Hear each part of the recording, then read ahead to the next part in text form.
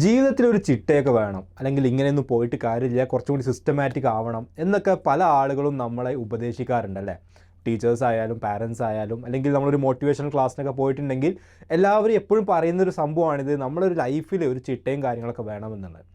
സത്യം പറഞ്ഞാൽ നമ്മൾ സക്സസ്ഫുൾ ആയിട്ടുള്ള പല മേഖലകളിൽ സക്സസ്ഫുൾ ആയിട്ടുള്ള ആളുകളുടെ ഇൻ്റർവ്യൂസും മറ്റേ കേൾക്കുമ്പോൾ അവരെല്ലാവരും പറയുന്ന ഒരു കോമൺ പോയിൻ്റ് ഉണ്ട്.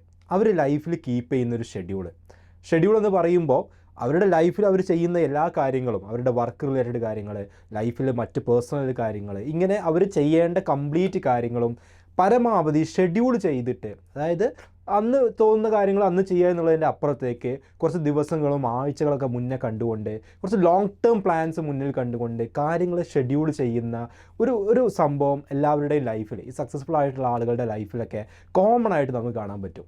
അപ്പോൾ സത്യം പറഞ്ഞിട്ടുണ്ടെങ്കിൽ ഒരു സ്റ്റുഡൻ്റ് ആയിക്കോട്ടെ, അല്ലെങ്കിൽ ഒരു വർക്കിംഗ് പ്രൊഫഷണൽ ആയിക്കോട്ടെ, അല്ലെങ്കിൽ ആരും ആയിക്കോട്ടെ, നമ്മുടെ ലൈഫിൽ നമ്മൾ എപ്പോഴും കീപ്പ് ചെയ്യേണ്ട ഒരു സംഭവമാണ് ഷെഡ്യൂൾ എന്ന് പറയുന്നത്. അപ്പോൾ ഈ ഷെഡ്യൂൾ ചെയ്യുക എന്ന് പറഞ്ഞാൽ എന്താ?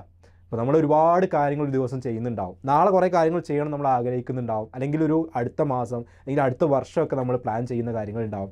ഒന്നും വേണ്ട, സിമ്പിളായിട്ടൊരു ട്രിപ്പ്, ഒരു ടൂർ ചിലപ്പോൾ നമ്മൾ അടുത്ത വർഷം കുറച്ച് ദിവസം, ഒരാഴ്ച 2 ആഴ്ചയൊക്കെ നീണ്ടു നിൽക്കുന്ന ഒരു ട്രിപ്പ് ചിലപ്പോൾ നമ്മളിപ്പോൾ പ്ലാൻ ചെയ്യുന്നുണ്ടാവും.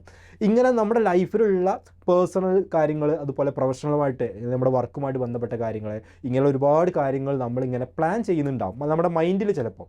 പക്ഷേ അതിനൊരു സ്പെസിഫിക് ആയിട്ടുള്ള ടൈം, അല്ലെങ്കിൽ അതിൻ്റെ കൃത്യമായിട്ടുള്ള കാര്യങ്ങൾ, ഇതൊന്നും ചിലപ്പോൾ നമ്മൾ ഡോക്യുമെൻ്റ് ചെയ്യുന്നുണ്ടാവില്ല, അല്ലെങ്കിൽ എവിടെയെങ്കിലുമൊക്കെ എഴുതി വെക്കുകയോ, അല്ലെങ്കിൽ ഡിജിറ്റലായിട്ട് നമുക്കിപ്പോൾ കുറേ ആപ്പുകളും സോഫ്റ്റ്വെയറുകളൊക്കെ അവൈലബിൾ ആണ്, അതിലെന്തെങ്കിലും മാർക്ക് ചെയ്ത് വെക്കുകയോ, നമ്മുടെ കലണ്ടറിൽ, നമ്മുടെ മൊബൈൽ ഫോണിലൊക്കെ ഉള്ള കലണ്ടറുകളിൽ അതൊരു നോട്ടിഫിക്കേഷൻ പോലെ ആക്കി വെക്കുകയോ, ഇതൊന്നും ചെയ്തിട്ടുണ്ടാവില്ല. പക്ഷേ സത്യം പറഞ്ഞാൽ നമ്മൾ നമ്മുടെ ലൈഫിലുള്ള കാര്യങ്ങൾ ഷെഡ്യൂൾ ചെയ്ത് കൃത്യമായിട്ട് എവിടെയെങ്കിലും മാർക്ക് ചെയ്ത് വെക്കണം എന്നുള്ള, ഇത് ഞാൻ വെറുതെ പറയുന്നതല്ല, സയൻറ്റിഫിക്കലിയുള്ള ഒരുപാട് പഠനങ്ങൾ തെളിയിച്ചിട്ടുള്ള ഒരു കാര്യമാണ്. എന്തുകൊണ്ടാണെന്ന് ചോദിച്ചാൽ, അപ്പോൾ നമ്മൾ ഇന്ന് ചെയ്യേണ്ട കാര്യങ്ങൾ കൃത്യമായിട്ട് ഷെഡ്യൂൾഡ് ആണ് എന്നുണ്ടെങ്കിൽ 9 മണി മുതൽ 10 മണി വരെ ഞാൻ ഈ ഒരു മീറ്റിങ്ങിലായിരിക്കും, 10 മണി മുതൽ 11 മണി വരെ എനിക്ക് ഇന്ന കാര്യങ്ങൾ പഠിക്കാനുണ്ട്, അല്ലെങ്കിൽ 11 മണി മുതൽ 12 മണി വരെ ഇന്ന ആളെ മീറ്റ് ചെയ്യാനുണ്ട്, ഇങ്ങനെ അല്ലെങ്കിൽ നമ്മൾ ചെയ്ത് തീർക്കേണ്ട മറ്റ് കാര്യങ്ങളുണ്ട്, ഇന്ന സമയം മുതൽ ഇന്ന സമയം വരെ എനിക്ക് ഫാമിലിയുടെ കൂടെയുള്ള സ്പെൻഡ് ചെയ്യാനുള്ള ടൈമാണ്, ഔട്ടിങ്ങിന് പോകണം, അല്ലെങ്കിൽ ഫുഡ് കഴിക്കാൻ പുറത്ത് ഡിന്നർ കഴിക്കാൻ പോകേണ്ട സമയമാണ്. ഇങ്ങനെ നമ്മൾ ഒരു ലൈഫിലുള്ള ഒരു ദിവസത്തെ, അല്ലെങ്കിൽ ഒരു മാസത്തെ, അല്ലെങ്കിൽ ഓരോ ആഴ്ചകളെ ഒക്കെ ഇങ്ങനെ സ്പ്ലിറ്റ് ചെയ്യുമ്പോൾ, അത് കൃത്യമായിട്ട് മാർക്ക് ചെയ്യുമ്പോൾ വളരെ വലിയ രീതിയിലുള്ളൊരു ടൈം മാനേജ്മെൻറ്റ് അവിടെ നടക്കുന്നുണ്ട്. അപ്പോൾ എനിക്ക് ഇന്ന് പറയാനുള്ള ഫസ്റ്റ് പോയിൻ്റ് എന്ന് പറഞ്ഞാൽ ടൈം മാനേജ്മെൻ്റ് ആണ്. അപ്പോൾ ടൈം മാനേജ് ചെയ്യുക എങ്ങനെയാണ്? പല ആളുകളും എപ്പോഴും, എസ്പെഷ്യലി സ്റ്റുഡൻസ് കംപ്ലയിൻറ്റ് പറയുന്നൊരു സംഭവമാണ്, എങ്ങനെയാണ് ടൈം മാനേജ് ചെയ്യുക? കുറേ ചാപ്റ്ററുകൾ പഠിക്കാനുണ്ട്, കുറേ സിലബസ് ഉണ്ട്, പക്ഷേ ടൈം കിട്ടുന്നില്ല, ഇതൊന്നും പഠിച്ചെടുക്കാൻ ടൈമില്ല. ഈ ഒരു പ്രശ്നം ഒട്ടുമിക്ക സ്റ്റുഡൻസ് പറയുന്ന, ഈ ടൈം ഇല്ല എന്ന് പറയുന്നതിൻ്റെ പ്രധാന കാരണം എന്താ വെച്ചാൽ, നമ്മൾ ടൈമിനെ മാനേജ് ചെയ്യാത്തതുകൊണ്ടാണ്. നമുക്ക് ഒരു ദിവസത്തിൽ തന്നെ നമ്മൾ അറിയാതെ, അല്ലെങ്കിൽ നമ്മൾ കൺഫ്യൂസ്ഡ് ആയി നിൽക്കുന്ന കുറേ സമയങ്ങളുണ്ട്. ആ സമയങ്ങൾ കൂട്ടി വെച്ചാൽ തന്നെ വലിയൊരു സമയം അങ്ങനെ വേസ്റ്റ് ആവുന്നുണ്ട് നമുക്ക് മനസ്സിലാക്കാൻ പറ്റും. അപ്പോൾ ഈ ടൈം മാനേജ് ചെയ്യാൻ ഷെഡ്യൂൾ എന്ത് ചെയ്യും? നമ്മളെ ഹെൽപ്പ് ചെയ്യും. ഒരു ദിവസം ചെയ്യേണ്ട കാര്യങ്ങൾ കൃത്യമായിട്ട് നമ്മൾ നോട്ട് ചെയ്ത് വെച്ചിട്ടുണ്ട്, ഇന്ന ദിവസം ഇന്നതൊക്കെയാണ് എനിക്ക് ചെയ്യാനുള്ളത്. പഠിക്കുന്ന ആൾക്കാരാണെങ്കിൽ എനിക്ക് ഈ ചാപ്റ്ററുകളൊക്കെയാണ് കവർ ചെയ്യാനുള്ളത്. അപ്പോൾ ആ ദിവസം രാവിലെ എണീറ്റിട്ട് ഇന്ന് ഞാൻ എന്ത് പഠിക്കണം എന്ന് ആലോചിക്കേണ്ട ടൈം വേസ്റ്റ് ആവുന്നില്ല, അല്ലെങ്കിൽ എവിടെ നിന്ന് സ്റ്റാർട്ട് ചെയ്യണം എന്നുള്ളൊരു കൺഫ്യൂഷൻ ഇല്ല. അങ്ങനെ നമ്മൾ കൺഫ്യൂഷൻ അടിച്ച് അല്ലെങ്കിൽ ആലോചിച്ചിരിക്കുന്ന സമയങ്ങളൊന്നും അവിടെ വേസ്റ്റ് ആവുന്നില്ല. നമ്മുടെ മുന്നിൽ ചെയ്യേണ്ട ടാസ്ക് വളരെ ക്ലിയറാണ്, ഇന്ന ചാപ്റ്ററുകളാണ് നമ്മൾ ഇന്ന് പഠിക്കാൻ പോകുന്നത്, ഓൾറെഡി നമ്മൾ ഷെഡ്യൂൾ ചെയ്തിട്ടുണ്ട്, അത് നമുക്ക് പോയി പഠിച്ചാൽ മതി. അല്ലെങ്കിൽ ഇന്ന ക്വസ്റ്റ്യൻസാണ് നമ്മൾ ചെയ്യുക, അത് നമുക്ക് ഓൾറെഡി ഡിഫൈൻഡ് ആയിട്ടുണ്ട്. അപ്പോൾ ടൈം മാനേജ് ചെയ്യുക എന്നുള്ളതിൽ വളരെ വലിയ റോളുണ്ട് ഈ ഒരു ഷെഡ്യൂൾ ഉണ്ടാക്കുന്നതിൽ. രണ്ടാമത്തെ കാര്യം എന്ന് പറഞ്ഞിട്ടുണ്ടെങ്കിൽ, നമ്മുടെ പ്രൊഡക്ടിവിറ്റി ആൻഡ് ഗോൾ സെറ്റിംഗ് ഇതിന് നമുക്ക് വളരെയധികം ഇത് യൂസ്ഫുൾ ആണെന്നുള്ള. പ്രൊഡക്ടിവിറ്റി എന്ന് പറഞ്ഞാൽ എന്താ? ഒരു ദിവസം നമ്മൾ എത്രമാത്രം ടൈം പ്രൊഡക്റ്റീവായിട്ട് യൂസ് ചെയ്യുന്നുണ്ട്. അപ്പോൾ നമ്മൾ ഒരുപാട് കാര്യങ്ങൾ ചെയ്യുന്നുണ്ടാവും, ചിലപ്പോൾ അതിന് വേണ്ടത്ര പ്രിപ്പറേഷൻ ഇല്ലാതെ ചെയ്യുകയാണെങ്കിൽ, ഇപ്പോൾ ഫോർ എക്സാമ്പിൾ എന്തെങ്കിലും ഒരു ചിത്രം വരയ്ക്കാമെന്ന് വിചാരിക്കാം. അപ്പോൾ ചിത്രം വരയ്ക്കാൻ നമ്മൾ വിചാരിക്കുകയാണ്, ചിത്രം വരയ്ക്കാമെന്നൊക്കെ വിചാരിച്ചിരുന്നു.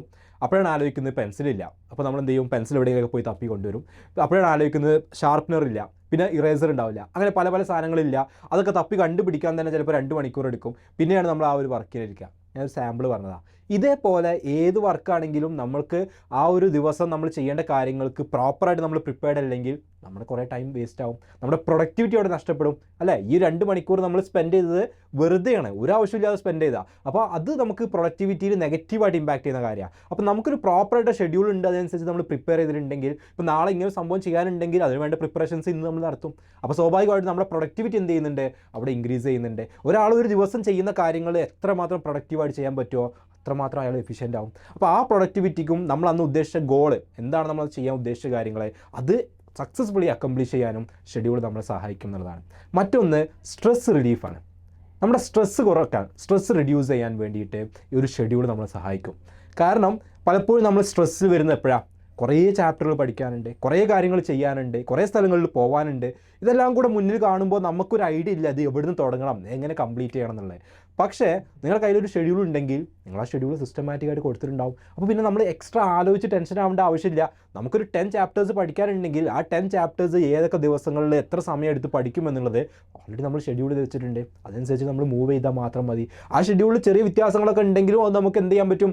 മേക്കപ്പ് ചെയ്ത് പോകാവുന്നേ ഉള്ളൂ. അപ്പോൾ നമുക്ക് അങ്ങനെയുള്ള കാര്യങ്ങളിൽ അല്ലെങ്കിൽ നമ്മുടെ ലൈഫിൽ ചെയ്യേണ്ട കാര്യങ്ങളിൽ നമ്മൾ സ്ട്രെസ് ആവില്ല.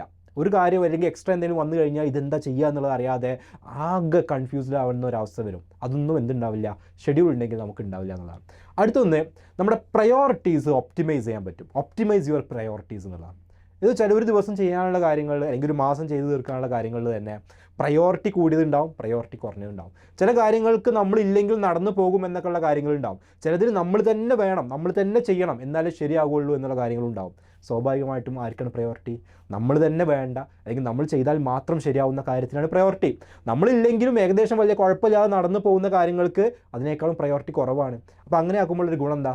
ഇപ്പോൾ ഒരു ദിവസം നമ്മൾ പ്ലാൻ ചെയ്ത പോലെ കാര്യങ്ങൾ ഫുള്ള് നടന്നില്ല, നമ്മളറിയാത്ത അല്ലെങ്കിൽ നമ്മൾ കാരണം അല്ലാത്ത വേറെ എന്തെങ്കിലുമൊക്കെ പ്രശ്നങ്ങൾ വന്നു. സ്വാഭാവികമായിട്ടും നമ്മൾ അന്ന് ഷെഡ്യൂൾ ചെയ്ത കാര്യങ്ങൾ കംപ്ലീറ്റ് ചെയ്യാൻ പറ്റില്ല. പക്ഷേ നമുക്കറിയാം ആരുടെ പ്രയോറിറ്റി, എന്താണ് പ്രയോറിറ്റി, ഏതാണ് പ്രയോറിറ്റി കുറവുള്ളത്. സ്വാഭാവികമായിട്ട് നല്ല പ്രയോറിറ്റി ഉള്ളതിന് നമ്മൾ ഫസ്റ്റ് പ്രിഫറൻസ് കൊടുക്കും, ബാക്കിയുള്ള കാര്യങ്ങൾ അതിൻ്റെ ബാക്കിലൊക്കെ നടന്നോളും. അപ്പോൾ അത് നമ്മളെ സ്ട്രെസ് ആക്കില്ല, കൺഫ്യൂസ്ഡ് ആക്കില്ല, വേറെ ഒന്നുമില്ല, ഓൾറെഡി ഷെഡ്യൂൾഡ് ആണ്. എന്താണ് ഫസ്റ്റ് പ്രയോറിറ്റി എന്നുള്ളത് അത് നമുക്ക് ആ രീതിയിൽ എന്ത് ചെയ്യാൻ പറ്റും എന്നുള്ളതാണ്. അപ്പോൾ നമ്മൾ പറഞ്ഞ ഓരോ പോയിൻറ്റ്സ് നിങ്ങൾ ശ്രദ്ധിച്ച് വെക്കണം. നമ്മൾ വെറുതെ പറയുന്നതല്ല, ഓരോന്നും അതിനായുള്ള സ്പെസിഫിക് ആയിട്ടുള്ള കാരണങ്ങളുണ്ട്. ഇപ്പോൾ നമ്മൾ 4 പോയിൻറ്റ്സ് ഓൾറെഡി ഡിസ്കസ് ചെയ്തു അല്ലേ. അടുത്ത ഏറ്റവും ഫൈനൽ പോയിൻ്റ് എന്ന് പറഞ്ഞാൽ ലോങ് ടേം ഗോൾസ് എന്നുള്ളതാണ്. നമുക്ക് ലോങ് ടേം ആയിട്ടുള്ള ഒരു ഗോൾ കിട്ടാൻ, അല്ലെങ്കിൽ നമ്മൾ എന്തൊക്കെയാണ് ചെയ്യാൻ പോകുന്നത്, അടുത്തൊരു 6 മാസം കഴിയുമ്പോൾ എന്ത് ചെയ്യാൻ പോകുന്നു, ഒരു 1 ഇയർ കഴിയുമ്പോൾ എന്ത് ചെയ്യാൻ പോകുന്നു, ഇതിനനുസരിച്ച് നമുക്ക് കാര്യങ്ങൾ പ്ലാൻ ചെയ്യാൻ ഈ ഒരു ഷെഡ്യൂൾ നമ്മളെ സഹായിക്കും എന്നുള്ളതാണ്. ഇപ്പോൾ ഞാൻ നേരത്തെ പറഞ്ഞ പോലെ നിങ്ങളൊരു ട്രിപ്പ് പ്ലാൻ ചെയ്യുന്നുണ്ട്. ഇപ്പോൾ നിങ്ങൾ വർക്ക് ചെയ്തുകൊണ്ടിരിക്കുന്ന ഒരാളാണെന്ന് വിചാരിക്കാം. വർക്ക് ചെയ്യുന്ന ഒരാളാണെങ്കിൽ ഒരു 2 ആഴ്ചത്തെ ട്രിപ്പ് ഒരു 2 മാസം കഴിഞ്ഞ് പ്ലാൻ ചെയ്യുന്നുണ്ടെങ്കിൽ അയാൾക്ക് അതിൻ്റെ ലീവിന് നേരത്തെ അപ്ലൈ ചെയ്യേണ്ടി വരും. അയാൾ ആ 2 ആഴ്ച ജോലിയിൽ നിന്ന് മാറി നിൽക്കുമ്പം അവിടെ ഉണ്ടാവാൻ പോകുന്ന പ്രശ്നങ്ങളുണ്ടാകും അല്ല, അയാളുടെ അബ്സെൻസ് കാരണം. ആ പ്രശ്നങ്ങൾ ഓവർകം ചെയ്യാനുള്ള കാര്യങ്ങൾ നേരത്തെ ചെയ്തു വെക്കേണ്ടി വരും. ചില റെസ്പോൺസിബിലിറ്റീസ് നമ്മുടെ കൊളീഗ്സിനെ ഏൽപ്പിച്ച് കൊടുക്കേണ്ടി വരും. ചില കാര്യങ്ങൾ നമ്മൾ പോകുന്നതിന് മുന്നേ ചെയ്തു തീർക്കേണ്ടി വരും. ഇങ്ങനെയുള്ള കുറേ കാര്യങ്ങൾ നമ്മൾ ആ ഒരു 2 വീക്സിൻ്റെ ട്രിപ്പിന് പോകുന്നതിന് മുന്നേ നമ്മൾ ആലോചിച്ച് റെഡിയാക്കി വെക്കേണ്ടി വരും. അപ്പോൾ അത് നമുക്കൊരു ഷെഡ്യൂൾഡ് ആക്കി വെച്ചിട്ടില്ലെങ്കിൽ ആ പോകുന്നതിൻ്റെ 2 ആഴ്ച ട്രിപ്പ് പോകുന്നതിൻ്റെ തലേ ദിവസം ഇതെല്ലാം കൂടെ ചെയ്തു തീർക്കാൻ പറ്റില്ല. സ്വാഭാവികമായിട്ടും നമ്മുടെ കമ്പനിയിൽ നമ്മുടെ മാനേജേഴ്സിനും സമ്മതിക്കില്ല, നമുക്കൊരു നെഗറ്റീവായിട്ടുള്ള ഇംപ്രഷൻ അവിടെ ഉണ്ടാവും. അപ്പോൾ സ്വാഭാവികമായിട്ടും നമ്മളത് നേരത്തെ ഷെഡ്യൂൾ ചെയ്ത് അതിനുള്ള പ്രിപ്പറേഷൻസ് നടത്തുക എന്നുള്ളതാണ്. ഇനി സ്റ്റഡീസിൻ്റെ കാര്യമാണെങ്കിൽ നിങ്ങൾക്ക് ഒരു 6 മാസം കഴിഞ്ഞൊരു എക്സാം വരുന്നുണ്ടെങ്കിൽ ആ 6 മാസത്തിന് വരുന്ന എക്സാമിന് എത്ര ചാപ്റ്റർ പഠിക്കണം, അതിൽ ഏതൊക്കെ സബ്ജക്റ്റുകളുണ്ട്, അപ്പോൾ ഓരോ സബ്ജക്റ്റിനും എത്ര ടൈം വേണം, ആ സബ്ജക്റ്റിൻ്റെ അകത്തുള്ള ചാപ്റ്ററുകൾക്ക് ഓരോ ചാപ്റ്ററിന് എത്ര സമയം വേണം, ഇങ്ങനെ അവിടെ നിന്ന് ഇങ്ങോട്ട് പുറകിലോട്ട് ഫോർകാസ്റ്റ് ചെയ്ത് വരണം. നമ്മൾ സാധാരണ മുന്നിലോട്ടാണ് ഫോർകാസ്റ്റ് ചെയ്യുക.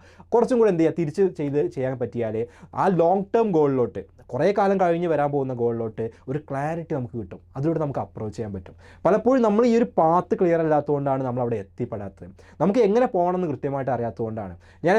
ഞാൻ നേരത്തെ പറഞ്ഞതുപോലെ ഒരു സക്സസ്ഫുൾ ആയിട്ടുള്ള ആളുകൾ എല്ലാവരും ഒന്നുകിൽ അവരൊരു ഡയറി കീപ്പ് ചെയ്യും. ഡയറി എന്ന് പറഞ്ഞാൽ നമ്മൾ സാധാരണ സ്കൂളിൽ എഴുതുന്ന പോലെ രാവിലെ എണീറ്റു, പല്ല് തേച്ചു, ചായ കുടിച്ചു, ഈ ഡയറി അല്ല. ഓരോ ദിവസം ചെയ്യുന്ന ടാസ്കുകൾ, അതിൽ വരുന്ന ഡിഫിക്കൽട്ടീസ് അല്ലെങ്കിൽ അതിന് വേണ്ട പ്രിപ്പറേഷൻസ്, ഇതെല്ലാം ഓൺ എ ഡെയിലി ബേസിസ് അവർ സാധാരണ പെൻ ആൻഡ് പേപ്പർ ഉപയോഗിച്ചിട്ട് നോട്ട് ഡൗൺ ചെയ്യാറുണ്ട്.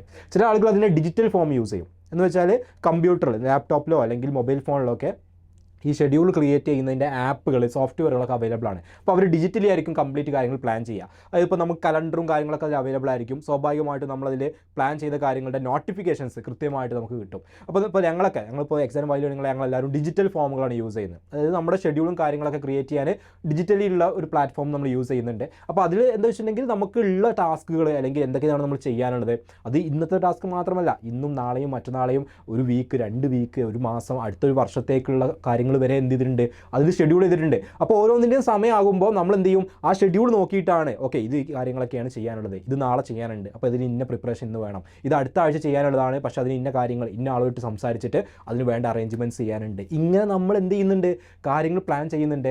അതുകൊണ്ട് വളരെ കുറഞ്ഞ സമയം കൊണ്ട് വളരെ ടൈം എഫക്റ്റീവായിട്ട് നമുക്ക് ഈ കാര്യങ്ങളെല്ലാം കംപ്ലീറ്റ് ചെയ്യാൻ പറ്റും എന്നുള്ളതാണ്. അപ്പോൾ നമുക്ക് ആ സമയത്ത് നോട്ടിഫിക്കേഷൻ വരും, ഈ കാര്യം വരാനുണ്ട് കേട്ടോ, അല്ലെങ്കിൽ ഈ ടാസ്ക് ഉണ്ട് കേട്ടോ, നിങ്ങൾ നോട്ടിഫിക്കേഷൻ വരും.